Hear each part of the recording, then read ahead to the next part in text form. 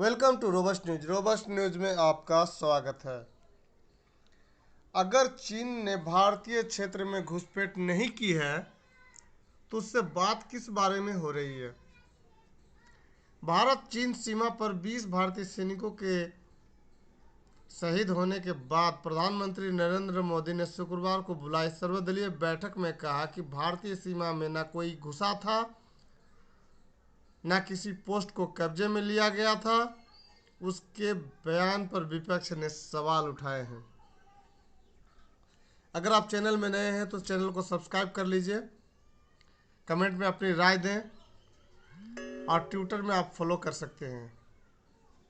प्रधानमंत्री नरेंद्र मोदी ने चीन के साथ 6 सप्ताह से सीमा पर बने गतिरोध की स्थिति पर शुक्रवार को कहा कि किसी ने भारतीय क्षेत्र में प्रवेश नहीं किया है और न ही भारतीय चौकियों पर कब्जा किया गया है। प्रधानमंत्री ने गलवान घाटी में चीन के सैनिकों के साथ हिंसक झड़प में 20 जवानों के शहीद होने से जुड़े घटनाक्रम पर राजनीतिक दलों के नेताओं को जानकारी दी।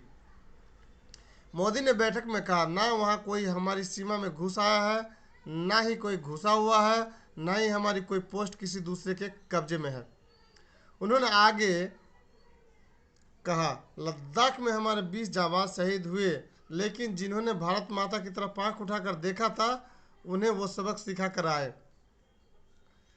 इससे पहले 17 जून को विदेश मंत्रालय द्वारा विदेश मंत्री एस जयशंकर के चीनी विदेश मंत्री वांग यी से बात करने के बाद जारी बयान में कहा गया था कि जयशंकर ने यह याद दिलाया कि 6 जून को सीनियर मिलिट्री कमांडर के साथ हुई बैठक में वास्तविक नियंत्रण रेखा पर डी एस्केलेशन और गतिरोध खत्म करने पर समझौता हुआ था। इस बयान में कहा गया था, पिछले हफ्ते से जमीन पर कमांडरों की नियमित बैठक हो रही थी।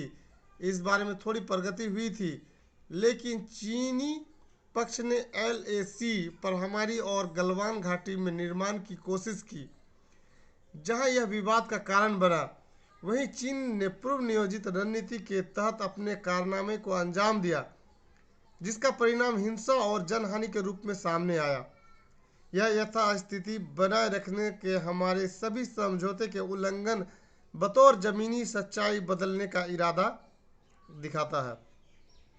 इससे पहले 16 जून को विदेश मंत्रालय के प्रवक्ता अनुराग श्रीवास्तव ने कहा था कि चीनी सर्वसम्मति से गलवान घाटी में एलएसी का सम्मान करते हुए वहां से निकल गया है। उन्होंने आगे कहा था कि भारत इस बारे में स्पष्ट है कि उनकी सभी गतिविधियां हमेशा एलएसी में भारत की ओर से हुई होती है। अब विपक्ष क्या सवाल उठा रहे हैं उस पर हम आप बात करेंगे। विपक्ष ने सवाल उठाए, क्या सवाल उठाए चलिए हम बताते हैं। अब शुक्रवार को प्रधानमंत्री मोदी के भारतीय सीमा में किसी के भी न आने के बयान के बाद विपक्ष ने सवाल उठाए हैं। माकपा के महासचिव सीताराम येचुरी ने कहा, तो वहां कोई विवाद नहीं है, हमारे बहादुर सैनिक क्यों शहीद हुए हैं, फिर यह सर्वदलीय बैठक क्यों हो रही है, उनका यह सवाल है। आम आदमी के पार्टी के संजय सिंह ने भी सवाल किया, क्या भारत ने गलवान घाटी पर अपना दावा छोड़ दिया है? अगर चीन ने हमारे क्षेत्र में प्रवेश नहीं किया है तो हम चीन पर क्यों चर्चा कर रहे हैं? वही कांग्रेस सांसद राहुल गांधी ने भी आरोप लगाया कि प्रधानमंत्री ने भारतीय क्षेत्र चीन को सौंप दिया है। उन्होंने एक ट्वीट में लिखा, प्रधानमंत्री ने चीनी आक्रामकता के आगे भारतीय क्षेत्र को चीन को सौंप दिया है। कांग्रेस नेता ने सवाल किया कि अगर यह भूमि चीन की थी तो हमारे सैनिक क्यों शहीद हुए, वे कहां शहीद हुए, ये उनका सवाल है। पार्टी प्रवक्ता मनीष तिवारी ने ट्वीट किया, प्रधानमंत्री ने भारतीय सीमाओं का प्रभावी रूप से पुनर्रेखांकन कर दिया है। उन्होंने चीन के रुख को सही ठहराया है और अपने विदेश मंत्री की बात को काट दिया है। उन्होंने सवाल किया, क्या भारतीय सैनिक चीनी क्षेत्र में थे? अब भारत के हिसाब से एलएसी क्या है? क्या हमारे इतने वीरों ने बेवजह जान दे दी? तिवारी ने दावा किया कि प्रधानमंत्री का बयान तुष्टीकरण है।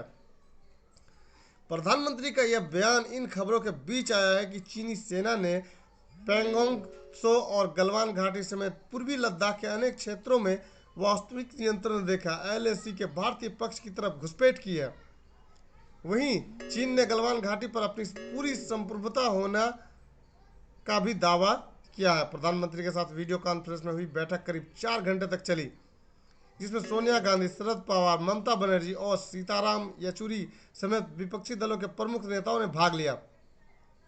बैठक में कांग्रेस अध्यक्ष सोनिया गांधी ने अपनी शुरुआती बयान में कहा कि इस स्तर पर भी वे इस संकट के कई महत्वपूर्ण पहलुओं से अनभिज्ञ हैं। उन्होंने सरकार के सामने सवाल रखे और पूछा कि चीनी सैनिकों ने भारतीय सीमा में कब प्रवेश किया। उन्होंने यह भी पूछा, क्या सरकार के विचार से कोई खुफिया नाकामी हुई। पूर्व रक्षा मंत्री और राकांपा नेता शरद पवार ने कहा कि तनाव कम करने के लिए कूटनीतिक माध्यमों का इस्तेमाल होना चाहिए। उन्होंने कहा कि चीनी सैनिकों को गलवान घाटी पर ऊंचे मैदानी इलाकों से बाहर निकाला जाना चाहिए। उन्होंने कहा कि चीन की सेना भारतीय सीमा की तरफ दुबुक डिबियो मार्ग पर प्रभाव जमाने के मकसद से गलवान घाटी में ऊंचे क्षेत्रों में डटी हुई है। सॉरी। तृणमूल कांग्रेस अध्यक्ष ममता बनर्जी ने कहा कि उनकी पार्टी संकट की इस घड़ी में केंद्र सरकार के साथ पुरजोर तरीके से खड़ी है और केंद्र को रणनीतिक रूप से महत्वपूर्ण बुनियादी संरचना परियोजनाओं में चीन के निवेश को अनुमति नहीं देना चाहिए। तृणमूल के सूत्रों ने कहा कि पश्चिम बंगाल की मुख्यमंत्री ने कहा कि भारत को संकट के समय में एकजुट रहना चाहिए और रहेगा।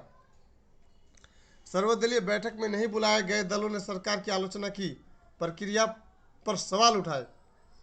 राजद, आप और AIMIM जैसी विपक्ष पार्टियों ने भारत चीन सीमा पर स्थिति के संबंध में चर्चा के लिए प्रधानमंत्री नरेंद्र मोदी द्वारा बुलाई गई सर्वदलीय बैठक में आमंत्रित नहीं किए जाने पर शुक्रवार को नाराजगी जताई तथा आमंत्रण की प्रक्रिया पर सवाल उठाए। लालू प्रसाद नित राष्ट्रीय जनता दल के सांसदों ने संसद भवन परिसर में महात्मा गांधी की प्रतिमा के सामने धरना दिया और कहा कि बिहार में मुख्य विपक्षी पार्टी और विधानसभा में सबसे बड़ी पार्टी होने के बावजूद उसे आमंत्रित नहीं किया गया। धरना देने वालों में लालू प्रसाद की पुत्री मीसा भारती और मनोज झा शामिल थे। झा ने इस प्रकार के राष्ट्रीय महत्व के मुद्दे पर सर्वदलीय बैठक से बाहर रखे जाने पर गहरी पीड़ा व्यक्त करते हुए प्रधानमंत्री मोदी को एक पत्र लिखा। सूत्रों के अनुसार पार्टियों को निमंत्रण भेजने के लिए जिन मानदंडों का पालन किया गया था उनमें सभी मान्यता प्राप्त राष्ट्रीय दल, लोकसभा में 5 से अधिक सांसदों वाले दल, पूर्वोत्तर के प्रमुख दल और केंद्रीय मंत्रिमंडल में मंत्रियों वाले दल शामिल था। प्रक्रिया पर सवाल उठाते हुए झा ने ट्वीट किया, 5 सदस्यों के तर्क का खुलासा। राज्यसभा में हमारा संख्या 5 और दूसरा 4 सांसद वाली तेदेपा को आमंत्रित किया गया।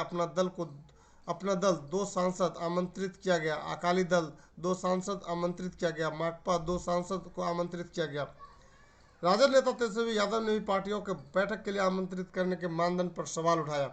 अरविंद केजरीवाल नीत आम आदमी पार्टी आप ने भी बैठक में नहीं बुलाए जाने पर नाराजगी जताई।